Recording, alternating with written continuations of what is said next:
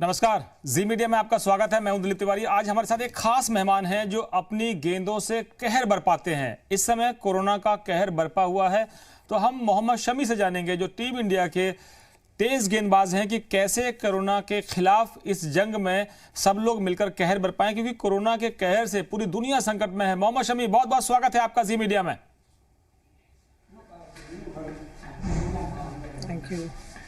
मैं आपसे जानना चाहता हूं कि इस समय कोरोना से कैसे निपट रहे हैं। जब लॉकडाउन में हैं तो अक्सर मैंने देखा कि प्लेयर्स जो है डाउन होते हैं, इंजरी से डाउन होते हैं। कोई ऐसी समस्या आ जाए कि जब उनके मैचेस नहीं हो रहे हैं, चाहे मौसम की मार हो या और भी कोई संकट आ जाए कभी। लेकिन आजकल कोरोना ने सबको डाउन कर दिया है, तो लॉकडाउन चल रहा है और आप इस लॉकडाउन में अपने आप को कैसे फिट रख रहे हैं?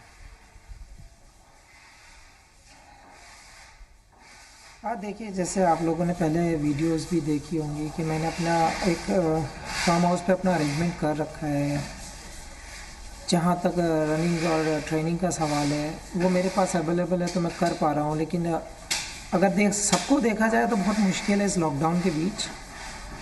और एक्टिविटी करना, अगर एज ए स्पोर्ट्समैन अगर आप देखते हैं तो आपको स्पेस चाहिए होता है, आपको एरिया चाहिए होता है प्रैक्टिस के लिए। बहुत सारी चीज़ें होती हैं, जो इंस्ट्रूमेंट भी चाहिए होते हैं, जो हम लोगों के पास नहीं है इस लॉकडाउन के बीच। और जो बड़ी सिटीज़ में फंसे हुए हैं, बहुत मुश्किल में फंसे हुए हैं, उनके पास भी स्पेस नहीं है उतना, तो बहुत ज़्यादा मुश्किलें हुई हैं। लेकिन टचवुड आप कह सकते हैं कि जहाँ पे मैं बोर्न हुआ हूँ, आप शायद नहीं आए होंगे, लेकिन यहाँ अच्छा खासा स्पेस है। यहाँ पे ना लोग हैं ज़्यादा, ना किसी का मतलब जैसे सोशल डिस्टेंसिंग की बात की जाती है, यहाँ पे कोई मिलने वाला भी नहीं आता है, क्योंकि प्रॉपर जंगल में बनाया है। और ट्रेनिंग का फुल आप खुल के मतलब आप अपना ओपन ट्रेनिंग कर सकते हैं, यहाँ पे कोई दिक्कत नहीं है। तो मुझे उतना ज़्यादा दिक्कत नहीं हुआ है। यहाँ पे रनिंग भी हुआ है, जिम भी हो रहा है। बस एक ही चीज़ है कि 2 महीने से हमने बॉल नहीं डाला है, वो बहुत एक परेशान, जो कह सकते हैं कि परेशानियाँ बढ़ रही हैं। और परेशानी का ये सामना हो सकता है कि हाँ, हमें ट्रैक पे आने में कुछ टाइम लग जाए। शमी भाई, आप ये बताइए कि अक्सर कहते हैं कि विकेट डाउन करते हैं आप लोग, दूसरे का जैसे कहते हैं ना कि गिल्लियां बिखेर देते हैं, डंडे उखाड़ देते हैं, लेकिन ये कोरोना ने पूरी दुनिया के डंडे उखाड़ रखे हैं, विकेट गिरा रखे हैं। कई लोगों की उसने एक तरह से आप कहें कि उन्होंने समय से पहले, वक्त से पहले दुनिया छोड़ने के लिए मजबूर कर दिया। मैं आपसे जानना चाहता हूँ कि आज के इस दौर में एक क्रिकेटर, एक फाइटर, आप नी इंजरी से उबर कर वापस आए, आपने कई बार इंजरी को मात दी है, फिर आपने वापसी की है और अपने आलोचकों को गलत साबित किया है कि मोहम्मद शमी अभी जो है उनका क्रिकेट बाकी है। और वो दौर भी हमने देखा है कि जब पूरी टीम इंडिया आप पर ही डिपेंडेंट थी और आपकी बदौलत मैचेस को हमने कहते हैं ना कि हार के जबड़े से छीन लिया। तो ऐसे समय में आप लोगों को क्या कहेंगे कि इस कोरोना के संकट से कैसे मोराल बूस्ट उनका रहे, मोराल बढ़ा रहे और वो लड़ाई करते रहें? देखो, जहाँ तक मॉरल का सवाल है कि आप हमेशा आप परेशानियाँ, ऐसा नहीं है कि बहुत कम परसेंटेज ऐसी हैं कि जिनको राहत की सांस रहती है, या फिर आप कह सकते हैं कि सुकून की ज़िंदगी जीते हैं। अगर हमने इस दुनिया में जन्म लिया है तो हम किसी ना किसी परेशानी का सामना करते रहते हैं। हमेशा कोई ना कोई दिक्कत लगी रहती है, किसी को हेल्थ का इशू, किसी को फाइनेंशियल इशू, किसी को रहने का, खाने का, पीने का, डिफरेंट रहते हैं आपकी दुनिया में। और जहाँ तक कोरोना का सवाल है, हमारे देश में बहुत बड़ी बड़ी बीमारियाँ भी आई हैं, हमने फ़ाइट की है हमेशा और एक साथ रहे हैं, एक साथ अभी भी हैं। आपने देखा है कि इतना बड़ा कंट्री होने के बाद, इतना ज़्यादा पॉपुलेशन होने के बाद, हमारे नंबर्स बहुत लिमिटेड हैं, हमारे नंबर्स बहुत कंट्रोल में हैं। और अगर हम चाहेंगे तो ये और भी कंट्रोल में हो सकते हैं, और भी मतलब हम इसको और सेव कर सकते हैं और जल्दी हम परेशानी को दूर कर सकते हैं। तो पैनिक होने की कोई ज़रूरत नहीं है। ज़रूरत है कि एक साथ रहें और सच्चाई के साथ एक दूसरे का साथ देते रहें, और हम किसी से कुछ ना छुपाएं। अगर बात आती है कोरोना की, तो जहाँ तक सवाल है, आपने सवाल किया कि गिल्लियाँ उखेड़ने का और सारी जितनी वेस्टी हो क्रिकेट की है, वो हमारी जिम्मेदारी रहती है हमेशा। और हम कोशिश करते रहते हैं कि जो हमारी रिस्पॉन्सिबिलिटी है, जो हमें जॉब दिया गया है, हम उसको डन करें। अच्छा, बीच में हमने आपकी तस्वीरें देखी, आपने जो लोग मजदूर एक कोने से दूसरे कोने तक देश के निकल रहे थे, तो अमरोहा में मैंने वो तस्वीरें देखी कि जब आप जो ऑफिशियल्स के साथ आप लोगों को खाना बांट रहे थे, क्या लगा आपको कि इस वक्त निकलना ज़रूरी है क्योंकि मजदूर सड़क पर हैं और एक तरह से कहें कि बेबस हैं, मतलब मजदूर बेचारे क्या करें, कहाँ जाएं। वो इस समय उनको समझ नहीं आ रहा था क्या करें। तो उनको ये लगा कि अब घर चलो, मौत भी होनी है तो घर पर होनी है, भूखे मरना है तो घर पे मरना है, रोजगार नहीं होगा कोई बात नहीं, घर पे तो रहेंगे। तो आपको क्या लगा बैठे बैठे, आपको अचानक कैसे एहसास हुआ कि अब चलना चाहिए, अब निकलने का वक्त आ गया? देखिए, बहुत टाइम से मैंने प्रशासन से, अपने जो हमारे जो एसएसपी टाडा जी हैं या डीएम साहब हैं, उनसे काफ़ी टाइम बात की थी। जैसे आप खाने की और भंडारे की बात कर रहे हैं, तो मैं कभी ज़्यादा सोशलाइज इन चीज़ों को नहीं करना पसंद करता, क्योंकि लोग सोचते हैं कि खुद की बढ़ाई कर रहे हैं, लोग क्या कर रहे हैं। वो चीज़ मुझे एक बहुत गलत मैसेज लगता है करना। हालांकि बहुत लोगों ने एडवाइस भी दिया कि आप बुलाओ, मैंने स्ट्रिक्टली मना कर दिया था कि मेरे यहाँ कोई मीडिया वाला नहीं आएगा। थैंक्स बोलना चाहूँगा हेल्थ डिपार्टमेंट, डीएम साहब और हमारे एसएसपी जो पुलिस डिपार्टमेंट संभाल रहे हैं इस टाइम, बहुत अच्छे से मैनेज कर रखा है हमारे डिस्ट्रिक्ट को भी, और बहुत कंट्रोल में है चीज़ें। और जहाँ तक खाने का सवाल है, हमने पहले भी सुविधाएं दी हैं, हमने पहले भी लोगों को भंडारा ना लगाकर डायरेक्ट पैकेज दिए हैं, तो हम अपनी तरफ से पूरी कोशिश करते हैं। और जहाँ तक मज़दूरों का सवाल है यार, हर इंसान अपने घर पे जाना चाहता है, हर इंसान चाहता है कि मैं जीऊँ तो अपने घर जीऊँ, मरूँ तो अपने घर मरूँ। क्योंकि दिल्ली आए थे, मुंबई आए थे, जहाँ भी वो लोग आए थे सिटीज़ में काम करने के लिए आए थे, पैसा कमाने, अपनी फैमिली को चलाने के लिए। अब जब सब कुछ बंद हो चुका है, उन पे खाने पे नहीं है, पीने को नहीं है, तो अब कहीं तो रहना पड़ेगा। उनको रहने के लिए भी उतनी जगहें नहीं है, तो उन्होंने अपने घर की तरफ बढ़ना शुरू कर दिया जहाँ जहाँ पे थे। लेकिन बहुत अच्छा मैनेज हुआ है। और शुरू में जैसे स्ट्रिक्ट हुआ था बहुत चीज़ें कि हम रोड पे नहीं निकलने देंगे, अभी कुछ लोग निकले हैं। मैंने भी देखा था बहुत सारे लोग यहाँ पे पैदल जा रहे थे। पहले भी एक बार जिक्र हुआ था इंटरव्यू में, तो पहले भी कुछ भंडारे लगे थे, लेकिन अभी थोड़ा लंबा चल गया है। हालांकि किसी को पता नहीं है, हमें हाईवे पे लगा रखा है ये भंडारे, लगा जगह जगह पे लगे हुए हैं, एक दो जगह और भी हैं। तो सोशल डिस्टेंसिंग के हिसाब से हम लोगों ने पुलिस चेक पोस्ट के बराबर में लगाया, ताकि हमें पुलिस का सपोर्ट भी रहे और वहाँ पे भीड़ ना लगे और सही से चीज़ें बढ़ जाएं। तो बहुत अच्छा लगता है कि कोई पैदल निकलता है, कोई बाइक से निकल रहा है। तो हम कोशिश कर रहे हैं कि जो पैदल जा रहे हैं उनको अगर हो सकता है तो कुछ पैसे दिए जाएँ, और खाना और पीना, ठंडा पानी, बिसलरी की बोतल्स या कुछ भी आप ऐसा अरेंजमेंट हम लोगों ने कर रखा है कि फ्रूट्स भी सारे रखे गए हैं वहाँ पे, खाने का भी अरेंजमेंट अच्छा है, पूरी दाल रोटी सब्जी सब दे रखा है। जितना पॉसिबल उतना कर रहा हूँ, और जब तक उम्मीद है कि जब तक ये लोग लॉकडाउन चलता है, कोशिश करेंगे कि तब तक चल जाए। और एक चीज़ मुझे बहुत अच्छी लगती है लोगों की, जब लोग पैदल आते हैं वहाँ से, बसों में आ रहे हैं कुछ लोग, लेकिन उनसे जब पूछा जाता है कि आप कहाँ से आ रहे हो, तो कह रहे हैं कि कुछ ने बताया राजस्थान से आ रहे हैं, कुछ ने बताया देहरादून से आ रहे हैं, कुछ बोले मेरठ से, कोई दिल्ली से। तो उनसे पूछते हैं आप लोगों ने कहाँ बस रोकी थी, बोले सर कि हमने कहीं बस नहीं रोकी, हमें कुछ ना खाने को मिला है ना पीने को मिला। लेकिन उनकी जो मुस्कुराहट होती है खाना मिलने के बाद और पानी मिलने के बाद, जो सुकून मिलता है उनको, उस चीज़ को देखने में बहुत अच्छा लगता है कि ये लोग खुश हैं और इन्हें सुकून की 2 रोटी मिल रही हैं यहाँ पे। तो वो एक अच्छा लगता है और उसी को हम कंटिन्यू कर रहे हैं बस। शमी, इस समय आपके जो और भी साथी हैं वो अपने अपने तरीके से सरकार को, चाहे वो पीएम केयर्स की बात करें या मुख्यमंत्रियों के कोष में मदद कर रहे हैं। आपने इस तरह से जो मज़दूर हैं उनके लिए खाने पीने का इंतज़ाम किया है। मैं आपसे जानना चाहता हूं कि जो अभी सबसे बड़ा संकट है, वो संकट ये है कि आपको लॉकडाउन रहना है, फिजिकल डिस्टेंसिंग का पालन करना है, और जो रूल्स बनाए गए हैं कोरोना से निपटने के लिए कि आप मास्क ज़रूर पहनें, आप सैनिटाइज़ ज़रूर करें, साबुन से हाथ धो लें, आप अगर आपके पास सैनिटाइज़र है तो उसका इस्तेमाल कर लें। लेकिन आप अमरोहा में हैं। अमरोहा एक छोटा सा शहर है, छोटा सा एरिया है, कंपैरिजन टू दिल्ली, नोएडा, गाज़ियाबाद या मैं कहूँ गुड़गांव या मुंबई, इस तरह बड़े शहरों की तुलना में कम है। तो आपको लगता है वहाँ पर लोग सोशल डिस्टेंसिंग का पालन कर रहे हैं, या गांव में एकदम लोग फ्री हैं कि कुछ नहीं होने वाला, सब ये कोरोना तो दिल्ली वालों को ही होगा, मुंबई वालों को ही होगा? नहीं, देखो, मैं इस चीज़ के बारे में पहले भी बात कर चुका हूँ दिलीप जी। हमारी बात शायद इस बारे में फ़ोन पे भी हुई थी, और विक्रांत भाई से भी इस बारे में बात हुई थी कि मेरा जो पहले मैं मुरादाबाद सिटी में था, अब इनको डिवाइड कर दिया गया है तो मैं अमराहा सिटी में आ गया हूँ। ये बहुत छोटा सा सिटी है, मतलब 1 लाख 2 लाख 3 लाख लोगों वाला सिटी है, तो ज़्यादा बड़ा है नहीं, कस्बा टाइप ही है। अगर आप सिटीज़ को देखें तो प्रशासन ने बहुत अच्छे से कंट्रोल कर रखा है यहाँ पे। और बहुत अच्छे से मैनेज कर रखा है हेल्थ डिपार्टमेंट ने भी, सारी चीज़ें अरेंजमेंट कराया गया है। और हम भी कोशिश यही कर रहे हैं कि हमारे ज़रिए कोई मैसेज जाए, या हमारे ज़रिए अगर हमारे मैसेज पहुंचाने से कुछ लोग अगर जागरूक होते तो मुझे लगता है उनके आने से भी कुछ लोग और जागरूक हो जाएंगे, तो चेन मिलकर बड़ी हो जाएगी। सिटीज़ में तो पूरी तरह कंट्रोल है, लेकिन जहाँ तक विलेजेस का सवाल है, मैं इस चीज़ पर पहले भी बोल चुका हूँ कई सारी वीडियोज़ में कि विलेज में थोड़ी सी दिक्कत है कि लोगों को लगता है कि हम हार्ड वर्क कर रहे हैं, हम मज़दूरी करते हैं, और जो मज़दूर गर्मी में रहते हैं या फिर जो लोग काम करते हैं खेतों में उनको कोरोना नहीं होगा, या फिर मतलब बहुत सारी चीज़ें हो जाती हैं जो इन लोगों के दिमाग में, अब हम लो एजुकेशन कह लें इसको, या उन लोगों की गलतफहमी कह लें, या कुछ भी हम इस चीज़ को ऐड कर लें, वो उनको समझाना पड़ता है हर चीज़ के लिए, उनको बताना पड़ता है कि नहीं भैया ऐसी चीज़ है, ये है नहीं है। आप हंसेंगे, एक एग्जांपल दूंगा, तो मेरे जानने वाले थे, हम लोग यहीं फार्म में ट्रेनिंग करके बैठा था, तो वो ऐसे कोरोना का जिक्र चला, मैंने आपका मास्क कहाँ है, तो ले रहे भाई मास्क की क्या ज़रूरत है, इतनी ईखों के बीच में थोड़ी ना आ जाएगा, इतने बागों के बीच में कोरोना थोड़ी ना आ जाएगा।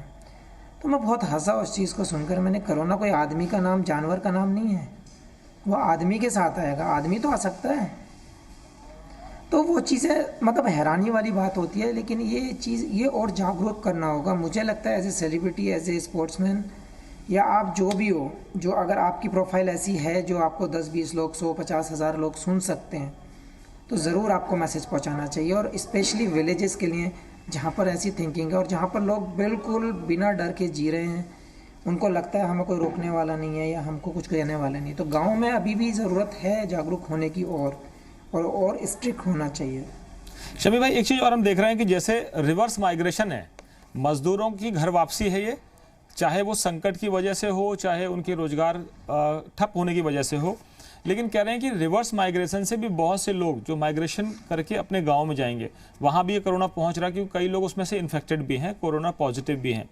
ऐसे में चिंता ये बढ़ रही है कि अब कोरोना शहर से गांव की तरफ चले जाएगा। लॉकडाउन ये मान लीजिए इस महीने के आखिर तक रहेगा, कुछ और पाबंदियां रहेंगी कि रेड जोन में पाबंदी लगाइए आप, ऑरेंज जोन में थोड़ा पाबंदी लगाइए, या ऐसा कोई एक जोन बनाना है जहां पर कोरोना पॉजिटिव लोग हैं। तो मैं आपसे जानना चाहता हूं कि एक चिंता लोगों की ये भी है कि शहरों में तो सुविधाएं भी हैं, हेल्थ फैसिलिटीज़ भी मिल जाती हैं, सरकारी हो या प्राइवेट है वो मिल जाएंगी, लेकिन गाँव में वो और बड़ा संकट है, एक चुनौती सामने और आ सकती है।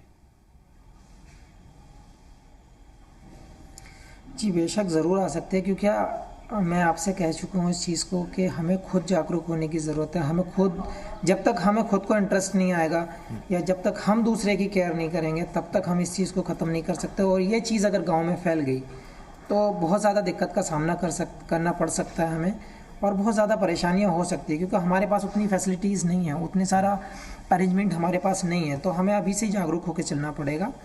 और ये जो मज़दूर लोग आ रहे हैं, अगर मेरा पर्सनल व्यू देखा जाए तो मैं कहता हूँ कि मेरा मानना है, आप जहाँ भी जाते हैं, आप जिस डिस्ट्रिक्ट के हो, डजेंट मैटर आप कहाँ जा रहे हैं, कहाँ से आए, कोई मतलब नहीं बनता। आप खुद हेल्थ डिपार्टमेंट के पास जाइए, अपना टेस्ट कराइए, और पॉसिबल है, अब आप तो अपने घर वापस आए हैं, तो मेरे हिसाब से आपको हेल्थ डिपार्टमेंट के पास जाना चाहिए, हमारा टेस्ट लीजिए, हम 14 दिन क्वारंटाइन करेंगे और तब हम अपने घर निश्चिंत होकर अपने घर वापस जाएंगे। बहुत अच्छा रहेगा ये अगर हम इस चीज़ को कर पाए। जी शमी भाई, अब मैं क्रिकेट पर लौटता हूँ कि जब क्रिकेट की बात आती है तो क्रिकेटर्स के मन में ये चिंता हो गई है, क्योंकि जब आप विकेट लेते हैं जश्न मनाते हैं, छक्का मारते हैं जश्न मनाते हैं, सेंचुरी होती है जश्न मनाते हैं, या जो अपोजिशन की टीम है अगर कोई विकेट लेती है, बड़ा विकेट लेती है, तो वो फिर एक जश्न का अंदाज होता है। लेकिन अब कहा जा रहा है कि सोशल डिस्टेंसिंग पालन करनी पड़ेगी, फिजिकल डिस्टेंसिंग होगी, और बॉल को आप कैसे शाइन करेंगे, ये बड़ा संकट आने वाला है।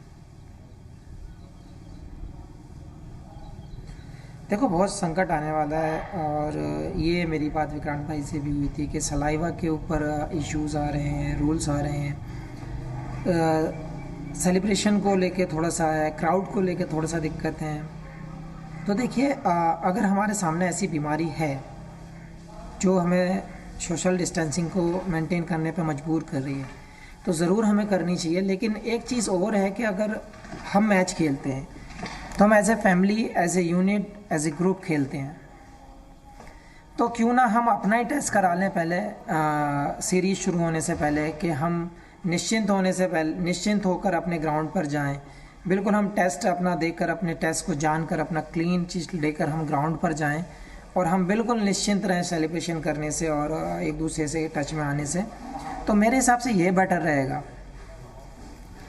अच्छा, मुझे एक चीज़ बताइए कि अगर मैं बात करूं तो बिना फैंस के मज़ा तो है नहीं। फिर तो आप टीवी में घर में बैठ के देखो, जो शोर होता है, जो जज्बा होता है, जो उफान होता है, जो करंट होता है, वो तो मैचेस में ही आता है। लेकिन अब कहा जा रहा है साहब सोशल डिस्टेंसिंग होगी, फिजिकल डिस्टेंसिंग होगी, मास्क लगा के जाएंगे। तो एक और बड़ा संकट है कि बिना फैंस के कैसे होगा खेल, चाहे कोई भी खेल हो, बास्केटबॉल हो, फुटबॉल हो, क्रिकेट हो, बिना फैंस के कैसे मजा आएगा? देखिए, हमारे पास कुछ ऑप्शन हैं ऑन जो हो सकते हैं, लेकिन अगर ये रूल्स में आता है, ये अगर रूल्स आता है कि हम विदाउट फैंस के, विदाउट क्राउड के हम लोग वो मैच खेलेंगे, तो मुझे कोई इशू नहीं है। मुझे लगता है किसी को कोई इशू नहीं होगा, क्योंकि हम एक फ़ाइट कर रहे हैं, हम एक बीमारी से लड़ रहे हैं। और दूसरा ऑप्शन ये भी है कि आप जैसे कह रहे हैं, क्राउड से जज्बा मिलता है, थोड़ा सा पंप अप होता है आदमी, ज़रूर होता है। लेकिन जब हमारे सामने एक परेशानी है, जब एक सामने हमारी बीमारी खड़ी है, हम उससे लड़ेंगे, तो ज़रूर हम उस चीज़ का पालन करेंगे। और दूसरी चीज़, अगर सोशल की बात है, तो हम थोड़ा थोड़ा डिस्टेंस पे हो सकता है कि 2 सीट छोड़ के एक तीसरी करें और पूरे कवर के साथ हम लोग उस मैच को देखें। बहुत सारी चीज़ें हो सकती है कि एक पीछे की लाइन, एक आगे की लाइन हम खाली छोड़ सकते हैं। चर्चा को जारी रखेंगे। एक बड़ा सवाल है, जब आपने ये कन्फेस किया था कि बहुत मुश्किल का वक्त भी मेरे सामने आया था, जब मुझे लगता था कि ये ज़िंदगी और ये करियर बहुत काम का नहीं है, ये सवाल हम आपसे पूछेंगे। एक छोटा सा ब्रेक लेते हैं, ब्रेक के बाद जल्द लौटते हैं। हमारे साथ बने हुए हैं क्रिकेटर, तेज़ गेंदबाज मोहम्मद शमी।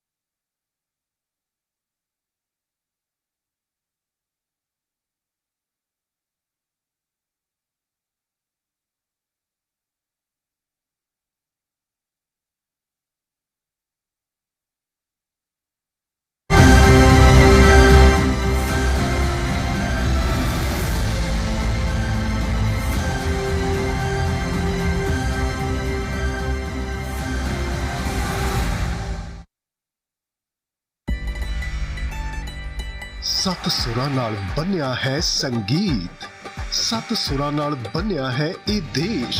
ਸਾਥ ਸਾਰੇ ਚਲੀਏ ਇੱਕ ਨਵੀਂ ਸਵੇਰ ਵੱਲ, ਰੇ ਤੋਂ ਰੇਖਾਵਾਂ ਹੱਥਾਂ ਦੀਆਂ ਬਦਲਾਂ, ਗਾ ਤੋਂ ਗਾਈਏ ਉਮੀਦਾਂ ਦੇ ਗੀਤ ਸਾਰੇ। ਮਾਂ ਦਾ ਮਤਲਬ ਮੇਰੇ ਸਾਰੇ ਭੈਣ ਭਰਾ, ਪੜ੍ਹ ਤੋਂ ਪਾਈਏ ਸੁਪਨੇ ਸਾਰੇ। ਇਸੀ ਸੋਚ ਦੇ ਨਾਲ ਲੈ ਕੇ ਆ ਰਹੇ ਨੇ ਗਿਵ ਇੰਡੀਆ ਫਾਊਂਡੇਸ਼ਨ ਦੇ ਵਿੱਚ ਯੋਗਦਾਨ ਪਾਉਣ ਲਈ ਸਾਰੇਗਾਮਾਪਾ ਦੀ 25 ਸਾਲਗਿਰਾ। ਸਾਰੇਗਾਮਾਪਾ 25 ਸਾਲ, ਇੱਕ ਦੇਸ਼ ਇੱਕ ਰਾਗ। ਕੋ ਪਾਵਰਡ ਬਾਈ ਕੋਲਗੇਟ ਤੇ ਪੈਂਪਰਸ। ਸਪੈਸ਼ਲ ਪਾਰਟਨਰ ਊਸ਼ਾ ਤੇ jeevansathi.com। जज्बा कर वखौंडा।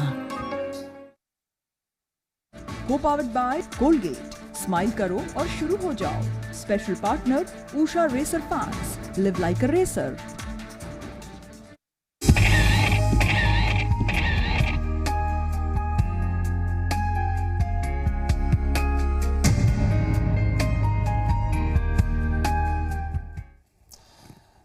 ब्रेक के बाद एक बार फिर स्वागत है। हमारे साथ चर्चा में जुड़े हुए हैं मोहम्मद शमी, भारतीय टीम के तेज गेंदबाज। शमी भाई, मैं ये जानना चाहता हूं कि अक्सर आदमी का संकट के दौरान में एक तरह से प्रेशर में होता है, मोराल डाउन हो जाता है। कई बार वो बहुत बड़ी जंग लड़ना तो चाहता है लेकिन मोराल जवाब दे जाता है और वो जंग हार जाता है। आपने बीच में कभी ऐसा आपको लगा कि आपकी ज़िंदगी में बहुत परेशानी का वक्त है और ये ज़िंदगी जितनी खुशनुमा नहीं है जितनी दिखती है बाहर से, जो ग्लैमर है दुनिया को दिखता है, लेकिन मेरे अंदर एक लड़ाई चल रही है, खुद से मैं लड़ रहा हूं। तो कभी ऐसा वक्त आपके साथ आया जब आप बहुत जद्दोजहद कर रहे हो? देखिए हमेशा जब आप जब किसी प्लेटफॉर्म को हासिल करते हैं तो ज़रूर आपको परेशानियों का सामना करना पड़ता है, आपको बहुत सारे सेक्रीफाइस करने पड़ते हैं।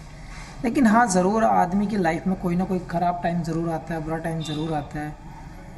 और जहाँ तक मेरा सवाल है, मेरी लाइफ में भी बहुत सारे उतार चढ़ाव हुए हैं, काफ़ी सारे परेशानियाँ भी आई हैं, लेकिन मैंने हमेशा कभी अपने आप को डाउन नहीं किया था।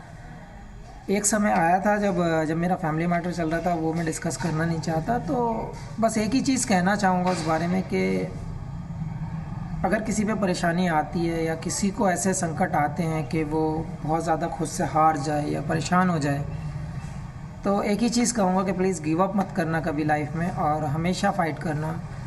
आप एक ना एक दिन उस पड़ाव को पार करेंगे, आप अपनी मंजिल तक पहुँचेंगे और दोबारा से आप हमेशा लगातार आप ट्रैक पे जाते रहेंगे। तो मैं यही कहना चाहूँगा, परेशानियाँ ज़रूर आती हैं, मैंने भी फेस की हैं, लेकिन आप कभी गिव अप ना करें।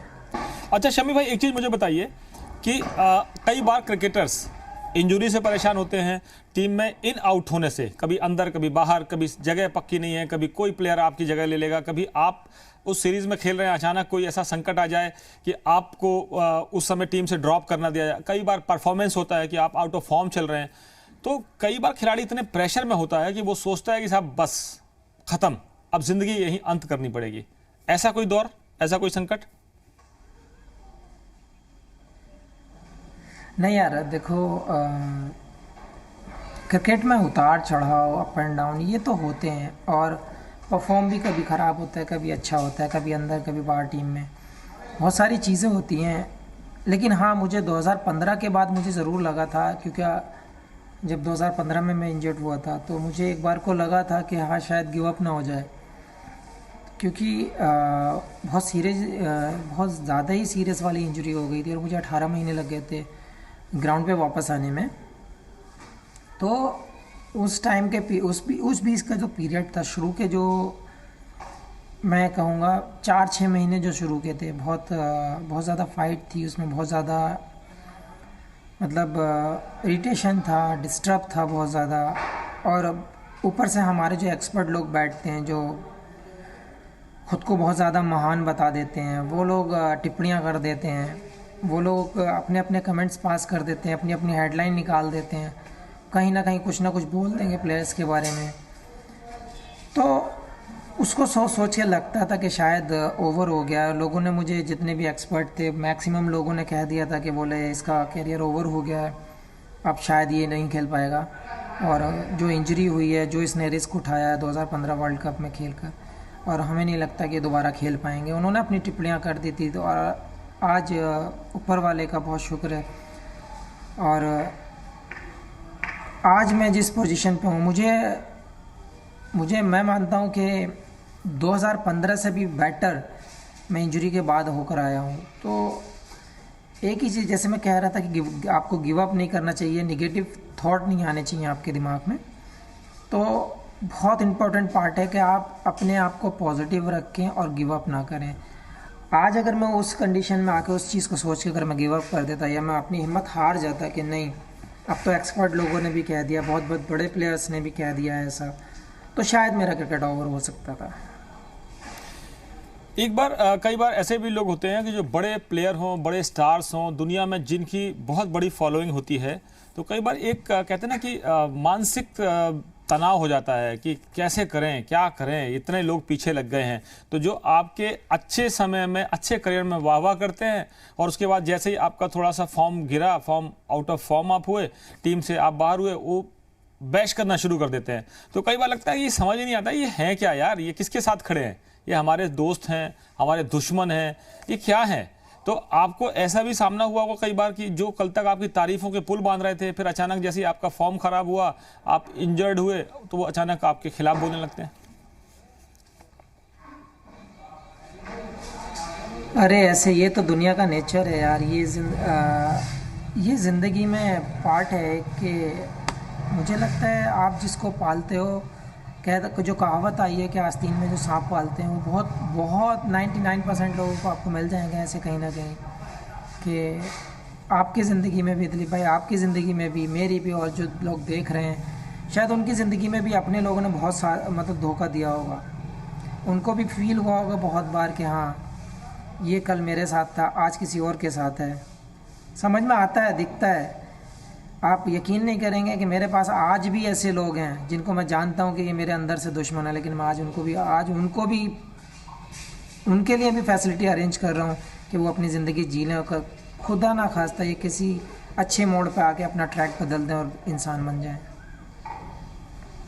शमी भाई, एक और बाद भी मैं उन लोगों को जी एक और चीज़ मैं आपसे जानना चाहता हूँ कि आपकी जब हाल में आपके सहयोगी साथी क्रिकेटर रोहित शर्मा से बातचीत हुई थी, तो बहुत सारे आपने खुलासे किए थे।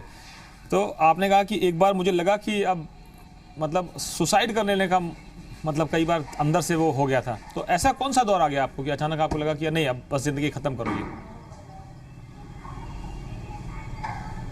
देखो, मैं पास्ट वाली ज़िंदगी के बारे में दिलीप भाई बात नहीं करना चाहता। आपको पता है कि मेरी ज़िंदगी में, मेरी लाइफ में, मुझे लगता है कि सबको ही पता है कि मेरी लाइफ में क्या चल रहा था और किस स्टेज पे वो पहुंच चुका था मैं जी।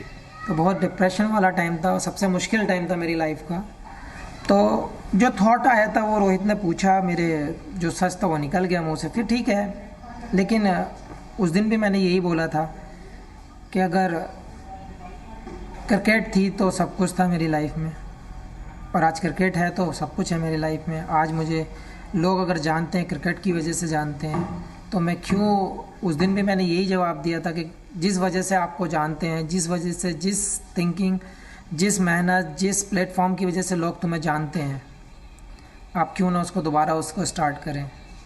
तो वही मैंने सोच के उसको स्टार्ट किया था। हाँ, ज़रूर आया था थॉट ऐसा, लेकिन मैं कहना चाहूँगा कि आप 2-3 बार मैं रिपीट भी कर चुका हूँ कि गिव अप करना किसी भी परेशानी का सॉल्यूशन नहीं है। बिल्कुल शमी भाई, मुझे याद है कि मैंने आपका रात 12 बजे मैंने आपका इंटरव्यू किया था जी यूपी उत्तराखंड के लिए, और मैंने आपसे कहा था कि दुनिया की कोई भी ताकत आपके खिलाफ खड़ी हो, मैं एक पत्रकार के तौर पर आपके साथ खड़ा हूँ और मैं सच के साथ खड़ा हूँ।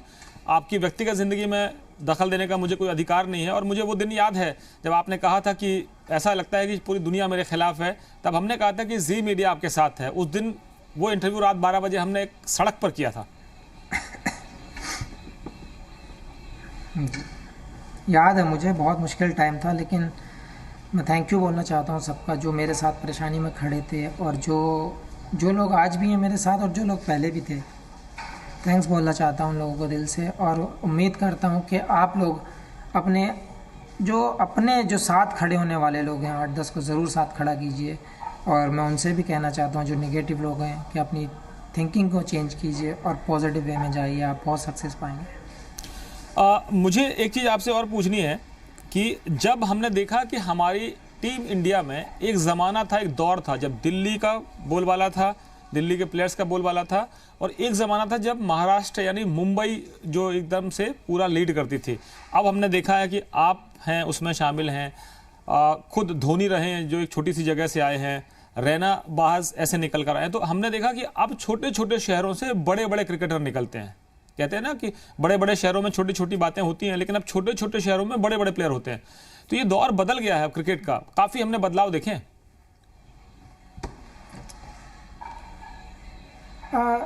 उसका भी एक रीज़न है। आप अगर आप देखेंगे तो मेरे हिसाब से दिलीप भाई, आप अगर आप कंपेयर करना चाहते हैं पुराने टाइम से या पहले टाइम से, तो जो विलेज थे, जो छोटी जगहें थी, वहाँ पे क्रिकेट को जानते भी नहीं थे, उतना फॉलो भी नहीं करते थे, क्योंकि उनको रोज़ का कमाना था, रोज़ का खाना था, उनको डेली बेस पे जीना था।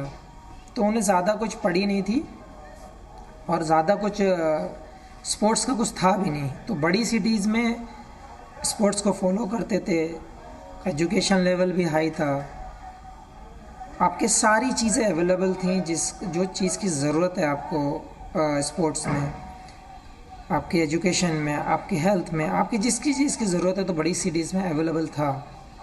लेकिन आज अगर आप कहते हैं, आज आप ये चीज़ देखते हैं कि महेंद्र सिंह धोनी हो, आपने जो नाम गिनाए हैं, आज की डेट में आप देखिए, मेरे हिसाब से 80% प्लेयर विलेजेस के ही होंगे, छोटी जगहों से होंगे, जिन्होंने स्ट्रगल किया होगा, जिन्होंने अपनी लाइफ में बहुत सारे सेक्रीफाइस किए होंगे। आज वो आपके सितारा बनकर, आपके स्टार बनकर आपके सामने खड़े हैं और आपकी कंट्री का नाम रोशन कर रहे हैं। बहुत चेंजेस हैं हमारे विलेजेस में भी। छोटे जो गांव, कस्बे, टाउन एरिया जो थे, आज वहाँ पे सारी फैसिलिटीज़ हैं, कॉलेज खुले हैं, अच्छे अच्छे हेल्थ के डिपार्टमेंट खुले हैं, पुलिस डिपार्टमेंट आपके मैनेज करते हैं बहुत सारी चीज़ें, और बहुत ना जाने कितनी सुविधाएं हमारी सरकार ने दे रखी हैं। उसका नतीजे हैं आज जो हमारे छोटी छोटी जगहों से जो बड़े बड़े प्लेयर निकलते हैं। और अपने बीसीसीआई को भी थैंक यू बोलना पड़ेगा कि उन्होंने इतने स्टेडियम, इतनी फैसिलिटी कर दी हैं, हमारे जो छोटी छोटी एसोसिएशन बना दिए हैं, जो छोटे छोटे जो ट्रायल सेंटर बना दिए हैं, डिस्ट्रिक्ट में भी बना दिए हैं, जोन में भी बनाए हैं, फिर स्टेट में है, फिर आपके इंडिया है। तो ऐसे स्टेप बाय स्टेप एक स्टेयर्स की तरह उन्होंने प्लेटफॉर्म खड़ा किया है। तो आज आपको क्रिकेटर्स देखने को मिल रहे हैं। आप पिछले टाइम को और अब के टाइम की कंपेयर कीजिए, कितने पहले खेलते थे और कितने अब खेलते हैं। शमी भाई, एक और बड़ा बदलाव हुआ है। मैं नहीं चाहूँगा कि आप किसी पॉलिटिकल या किसी इस तरह की बात पर टिप्पणी करें, लेकिन एक बड़ा बदलाव हुआ है कि वो प्लेयर जो टीम इंडिया को लीड करके जिसने फाइट करना, जवाब देना सिखाया, उसका नाम है सौरव गांगुली। सौरव गांगुली अब बीसीसीआई के चीफ बन गए हैं। तो कहते हैं कि जो खिलाड़ी है, जो खिलाड़ियों का दर्द समझ सकता है, अब वो चीफ है बीसीसीआई का। तो बदलाव हम और देखेंगे आने वाले दिनों में ज़रूर। और जहाँ तक आपने दादी का सवाल उठाया है, आप बहुत अच्छी तरह से जानते हैं, आप बहुत लंबे टाइम से न्यूज़ के अंदर हैं, न्यूज़ चैनल्स के, सारे न्यूज़ चैनल की बात करता हूँ मैं, कि सौरव गांगुली क्या नेचर से वो है, क्या नेचर उसका ऑफ द फील्ड है, और क्या नेचर उसने क्या शो किया है ग्राउंड पे, वो पूरी दुनिया जानती है इस बात को। और ऐसा प्लेयर अगर आपका हेड पे चेयर में बैठा है, जो हॉट सीट पे बैठा है, तो मैं उम्मीद करता हूं कि हमेशा आपका बेटर ही बेटर होता ही जाएगा। तो मैं उम्मीद करता हूं बहुत अच्छा टाइम आने वाला है हमारा, और हमारे क्रिकेट जो यंगस्टर्स हैं उनके लिए बहुत अच्छी चीज़ है। हमने वो तस्वीर भी देखी है दादा की, जिसमें वो इंग्लैंड में जब जीतने के बाद का जश्न मनाते हैं तो अपनी टी शर्ट उतार के और पूरे में लहरा देते हैं। तो लोगों ने कहा कि साहब ये जेंटलमैन जो गेम है उसके हिसाब से ये ठीक नहीं है। लेकिन वहीं से लोगों ने सीखा कि दादा का जो रुतबा है, दादा का जो जलवा है, और जो टीम इंडिया का जलवा वहीं से देखने को मिला लोगों को। देखिए, मैं बहुत पसंद करता हूँ उस पिक्चर को और उस वीडियो को। स्पेशली लोग क्या कहते हैं डजेंट मैटर, और ना मैं उस चीज़ की परवाह करता हूँ, क्योंकि जब हमारे यहाँ पर आकर कोई फॉरेन प्लेयर ऐसा कर जाता है तो आप बहुत अच्छी तालियां बजाते हो, आपको बहुत अच्छा लगता है कि तुम्हारे घर में आपको कोई बेइज्जत करके चला जाए। लेकिन जब आपका प्लेयर ऐसा करता है तो वो लोग कमेंट्स कर देते हैं कि ये जेंटल गेम नहीं है, तब कहाँ वो लोग चले जाते हैं, कहाँ पे उनको सांप सूंघ जाता है उस टाइम पे, जब वो लोग यहाँ पे ऐसी हरकत कर रहे हो। तो मुंह तोड़ जवाब, जो ईंट का जवाब पत्थर से देना जानते हैं, मैं उस चीज़ को पसंद करता हूँ। और इस चीज़ में मैं विराट को भी बहुत पसंद करता हूँ, जो ईंट का जवाब पत्थर से देना जानता है। तो आप मानते हैं कि एग्रेशन जो है, कई बार ऑन द फील्ड एग्रेशन जो है वो काम आता है, क्योंकि इससे खिलाड़ी जो है वो फाइटर स्पिरिट उनके अंदर आती है, वो मोरल डाउन नहीं होता उनका कि बड़े प्लेयर हैं, बड़ी कंट्री है, ऑस्ट्रेलिया है या इंग्लैंड की टीम खेल रही है या साउथ अफ्रीका की टीम खेल रही है, बाउंसी पिचेस हैं, फास्ट पिचेस हैं, इससे डरते नहीं, फिर वो जवाब देते हैं। देखिए, हम आप देख लीजिए, रिकॉर्ड उठाकर देख लीजिए, ऑस्ट्रेलिया को ऑस्ट्रेलिया में मारा हमने, न्यूजीलैंड को न्यूजीलैंड में मारा, इंग्लैंड को इंग्लैंड में मारा। हर एक टीम को हमने, आज की टीम जो आज की इंडियन क्रिकेट टीम है, उसने हर एक टीम को उसके घर में मारा है। तो जहाँ तक मॉरल और कॉन्फिडेंस का सवाल है, मुझे नहीं लगता कि एक भी बंदे में आप पकड़ कर देखें कि इस बंदे में कॉन्फिडेंस कम है।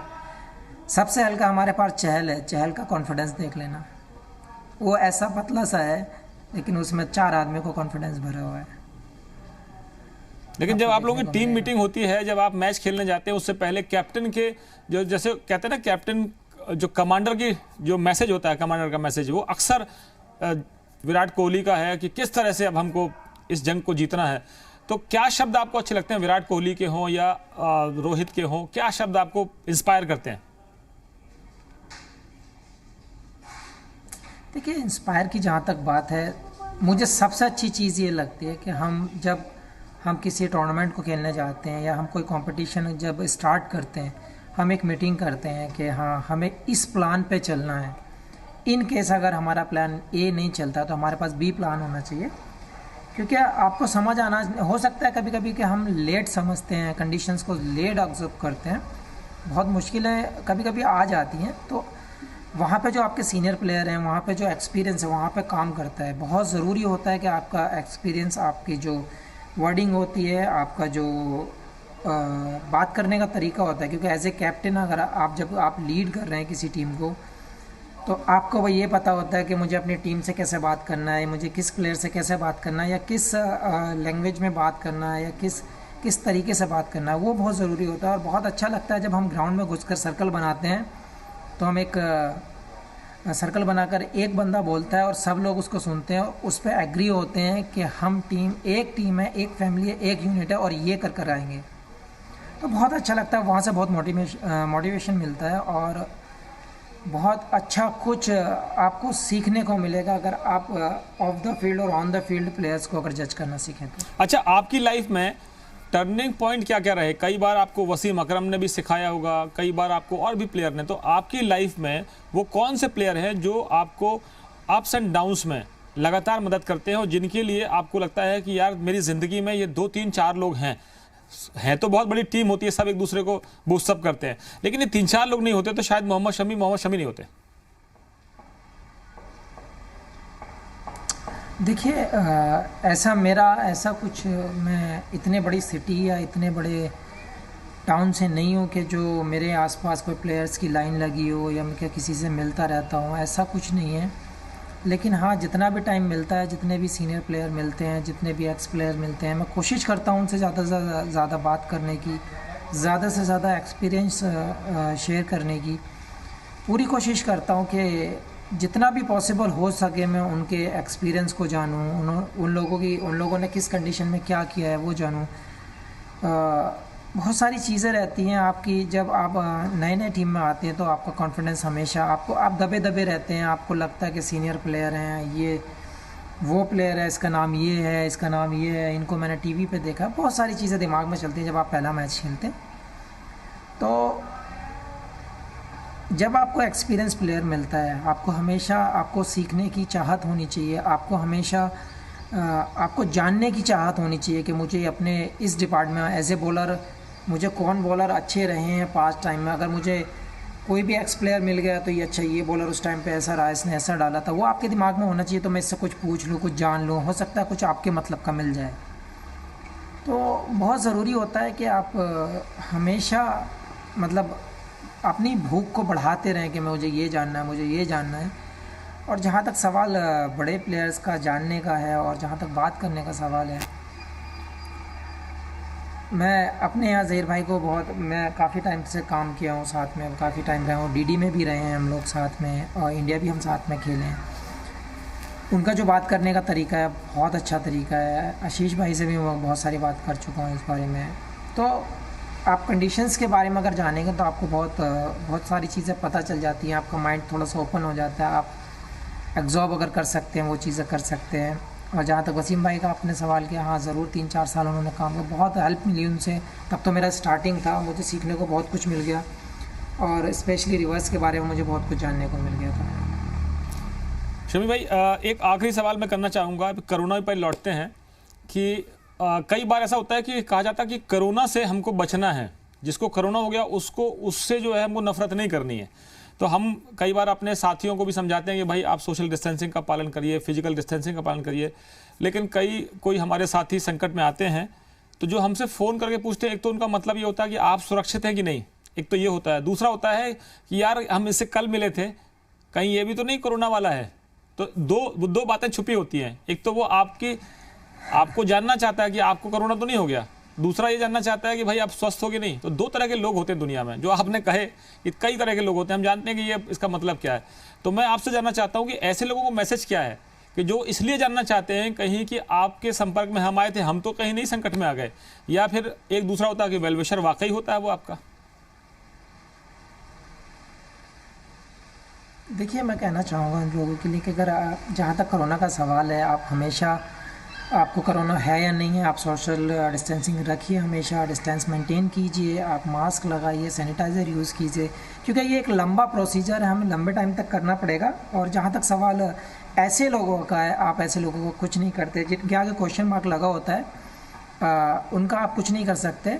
और बस एक ही चीज़ कहना चाहूँगा, कोरोना है या नहीं है, आप हमेशा सोशल डिस्टेंसिंग का मेंटेन कीजिए, आप मास्क लगाइए, सैनिटाइज़र यूज़ कीजिए, घर में सफाई रखिए, और जितना भी हो सकता है कम एक दूसरे से कांटेक्ट में आइए। शमी भाई, 2 चीज़ें आप देखेंगे कि पुलिस वाले, जिनका हम पहले एक अलग रूप देखते थे, फिल्मों में उनकी जो इमेज थी, वो पुलिस वाले एक तरह से विलेन बना दिए जाते थे। वो रिश्वत लेता है, वो अपराधियों का साथ देता है, वो सच का साथ नहीं देता है। बहुत कम पुलिस वाले हैं जो सच के साथ खड़े होते हैं, एक वो। दूसरी इमेज थी सरकारी अस्पतालों की, सरकारी डॉक्टर्स की। हमने देखा कि इस दौर में वो भगवान की तरह बनकर आए हैं और सबकी जान बचाने में दिन रात संकट में। एक तरफ तो तारीफ करती है दुनिया की, साहब बहुत बढ़िया, वाह वाह वाह वाह। मीडिया की तारीफ इसलिए करेंगे कि मीडिया साहब अपनी जान पर खेलकर खबरें लाता है और आपको दिखाता है। और जब उन सोसाइटियों में जब उनको ये पता चल जाता है कि भाई फला डॉक्टर जो है वो कोरोना से पॉजिटिव हो गया तो उसके परिवार को तंग करेंगे, फला पुलिस वाला जो है वो कोरोना पॉजिटिव आ गया तो उसके परिवार को ऐसे देखेंगे, लगता है कि वो कोरोना उनके घर लेके चला जाएगा। मीडिया में कोई संकट में आ जाए तो इतनी पहले तारीफ कर रहे थे और आप कोरोना वॉरियर्स बताते थे, फिर कहते हैं साहब ये जो है इसकी पूरी जांच कराइए, पुलिस लोग बुला लेंगे फ़ोन करके या अथॉरिटीज़ को फ़ोन कर देंगे। ऐसा लगता है कि वो कोरोना छुपा के कोरोना के साथ रहना चाहते हैं। ये जो दोहरा मापदंड है सोसाइटी का, ये कब खत्म होगा?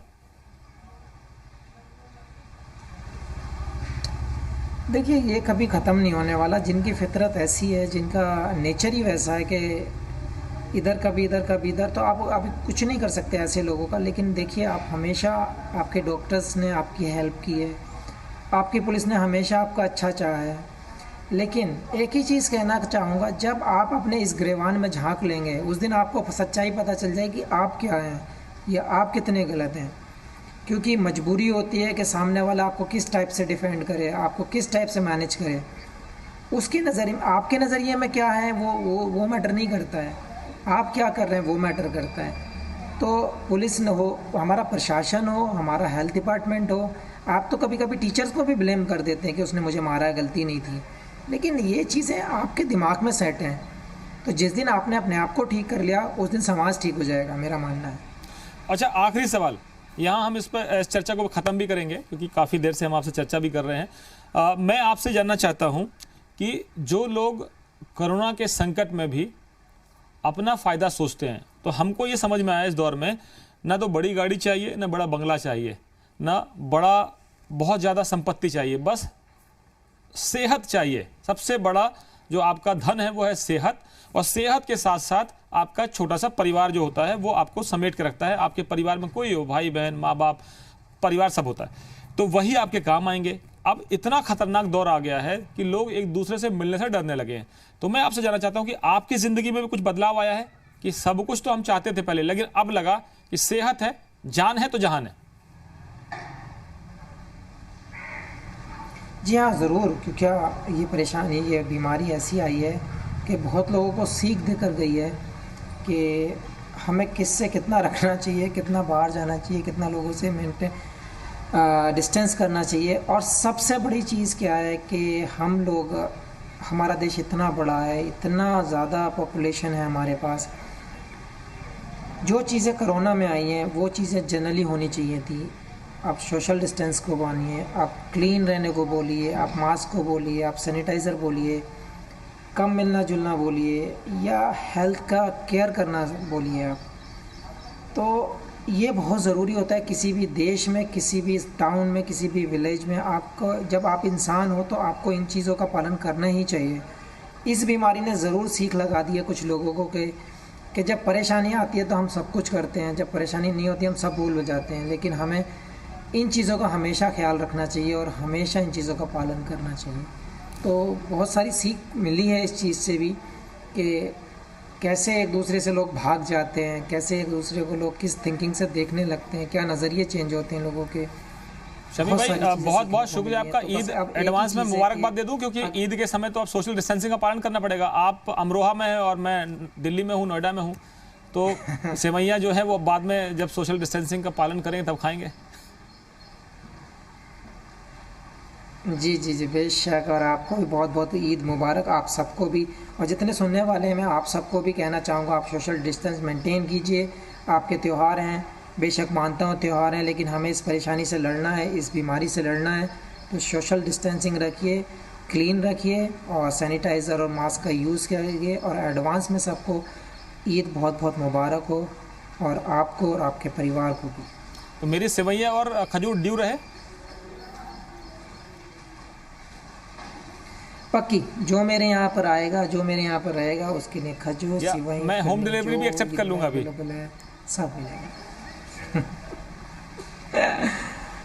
अगर ऑनलाइन, अगर कोरियर सर्विस चली तो मैं आपको भिजवा दूँगा। बहुत धन्यवाद। तो आपने सुना मोहम्मद शमी को, और हम उम्मीद करते हैं कि आने वाले दिनों में इनकी गेंदबाजी का कहर हो, कोरोना का संकट खत्म हो, कोरोना का कहर खत्म हो, और मोहम्मद शमी की गेंदबाजी का कहर एक बार फिर हमको मैदान में देखने के लिए मिले। तो हम उम्मीद करते हैं कि आने वाले दिनों में जो प्लेयर्स हैं, हम एकजुट होकर, या पूरा देश खेल भावना से इस कोरोना के संकट में एकजुट होकर लड़ेगा। प्रधानमंत्री नरेंद्र मोदी ने जिस तरह से अपील की है कि जान है तो जहान है, तो हमको इस संकट से मिलकर लड़ना होगा और कोरोना से लड़ना है। जिनको कोरोना हो गया है उनको अपना दुश्मन मत मानिए, और उनको ये मत मानिए कि आपको कोरोना बांटने के लिए आए हैं, क्योंकि कोरोना कोई बुलाना नहीं चाहता। लेकिन जिसको हो गया उससे नफरत मत कीजिएगा। बहुत बहुत शुक्रिया। फिलहाल वक्त है एक ब्रेक का। ब्रेक के बाद खबरों का सिलसिला जारी है।